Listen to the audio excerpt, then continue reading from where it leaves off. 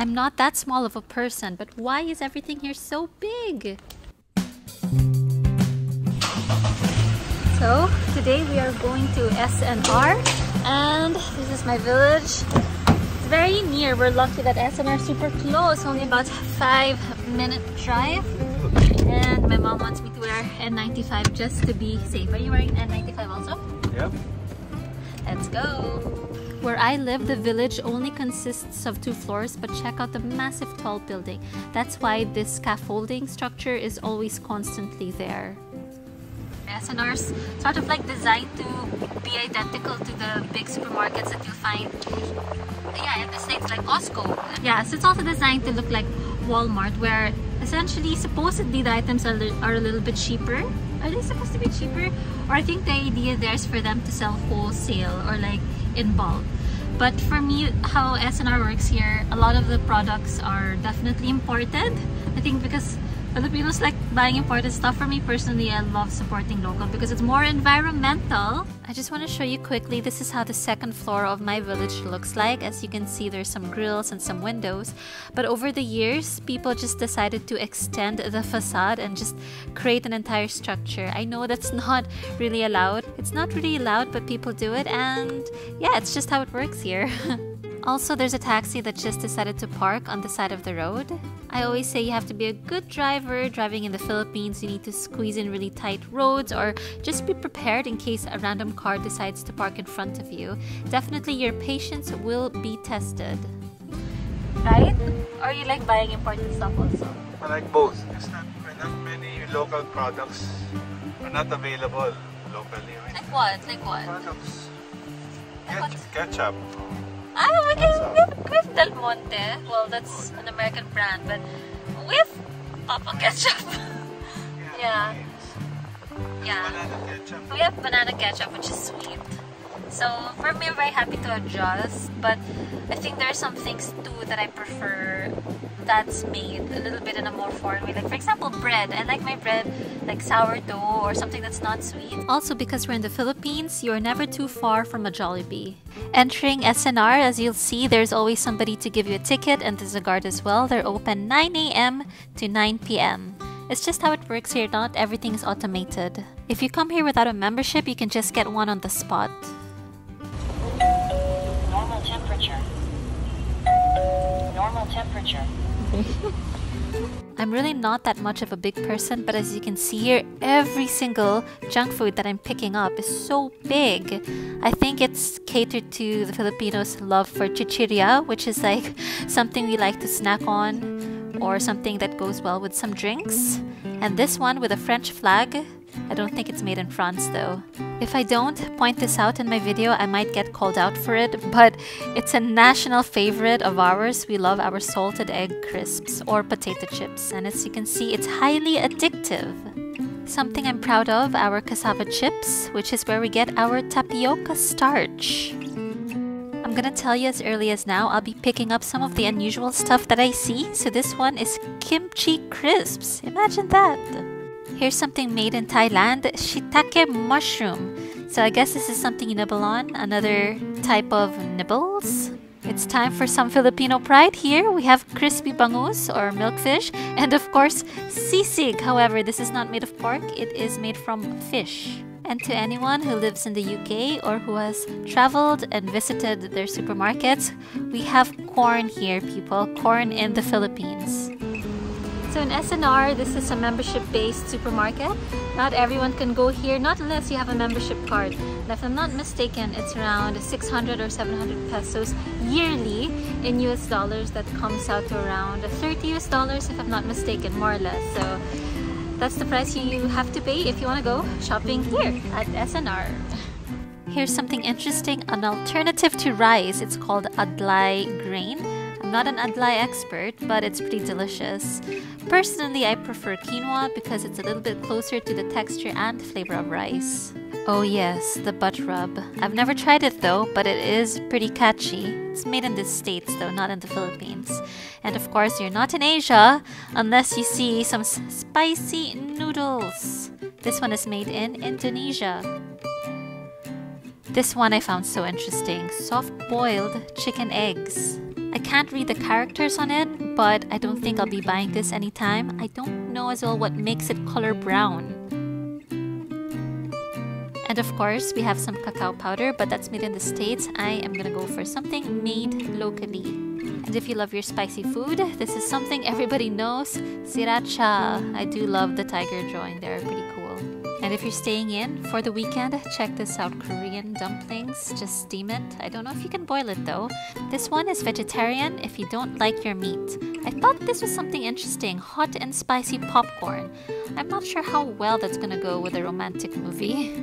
Technically, this should be my favorite place in the entire supermarket, the cheese section. However, I'm a bit bummed. Of course, we're not in Europe, and the cheeses here are, I would say, like highfalutinly expensive. I can't say I'm a fan of, well, I do love truffle, by the way. Ooh, wait a minute. Check this out, Spanish cheese, and it's truffle month. I wonder how fresh that Iberico is. If you're not afraid of food coloring, check out this cake. Have you ever seen anything more colorful in your life? This is practically glowing, and it says, taste happy? Okay, the secret is out of the box. This is my one and only indulgent for the day, Haugen coffee, my favorite. And chicharron bulaklak, I can't say that's my favorite, but this is definitely something that I would have with some beer. And if you're looking for something a little bit more fancy, here's some sea scallops. And indoor hydroponics, pretty cool because there's no pesticides or chemicals. And I love, love, love all our veggie selection here. If you plan on visiting the Philippines, I would suggest for you to get the Red Lady papaya, specifically the Red Lady because it's so sweet. There's some avocados and mangoes. We will never run out of mangoes. I also love that our bananas and pineapples are so sweet. And of course, you're not in the Philippines, not unless you have some skyflakes. I actually like putting my own grocery onto the, what do you call it, that slidey thing. But actually here in the Philippines, everyone is always so willing to help. As you can see, there's somebody who is punching in the items, and there's also somebody to put all your stuff in the cart. And this is not just for us, it's actually on every single counter. If you are a senior, there's a special line for you there as well. And if you are senior or pregnant, there's some chairs for you to sit on while you wait. Even though it seems like everything is going back to normal, I always sanitize and I try to stay safe as much as possible because there is still a pandemic going on. I'm quite proud that most of our shopping items are veggies. They are open now. Everyone's starting to eat again, Dad, no? Yeah. So if it's not COVID, this whole place will be so full of people. I find it so funny because this always happens. They always check our receipt to see if everything is there. How do you do that? I think they're trying to check to see if the receipt matches the items on our cart. And because of that, there is now a train of people lining up. But that's okay. Actually, it could get really worse. And here again is another person who is going to be taking our ticket. Again, a lot of things here are not automated. Of course, if you have been to other parking lots, yeah, you just put your card or your ticket there and you don't need a person waiting there in the booth. Which one?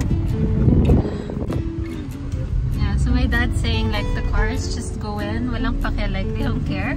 So how it works in the Philippines is definitely, a lot of the times it's unahan, right Dad? Yeah. You're gutsy enough, you cause traffic. Yeah. By inserting, always inserting, sometimes not in your, you don't wait for your turn. Yeah. Causes traffic. So unahan means like first ahead, like you have to beat everyone to it. Yeah, just if you can go first, then go first. It's like the complete opposite of what it's like that in the UK. Everyone likes to give way, and they're always, well, at least where I was coming from, they're always really polite. Here it's like unahan, just get in there and the first one to go, then you're like your own stoplight. Are you like, is it right, Dad? Yep. Yeah, if there's no stoplight, then you make your own stoplight by the way you drive. So I was saying, if you know how to drive in the Philippines, I feel like you'd be able to be more patient and you'd be able to drive anywhere else around the world. I think this is quite crucial for me to point out. Again, this guy was trying to reverse and there is a man helping, and when he does that you have to give tip. But here we go again. These cars are trying to make a U-turn, which is okay. We always give way, but it's just how it works really. In a way, you make your own rules. I think some people might not have the patience to have this kind of driving, but that, believe it or not, some people think it's part of the charm in the Philippines. You know that? Like, I know a lot of people who live abroad and that they keep coming back to the Philippines because they sort of like the chaos.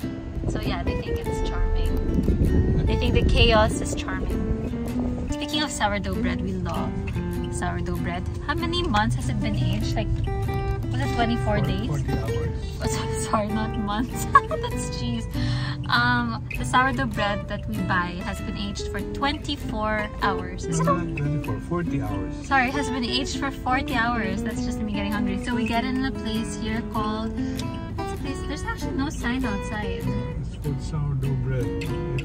Yeah, it's called sourdough bread. They're Cafe. that good that they don't even have a sign visibly to us. But it's nice because the guard just delivers it to us. He already knows my dad. So the moment he sees the car, he goes inside and then he gets the bread and then he delivers it to our car because it's COVID. So we don't go down, and there's the brand sourdough.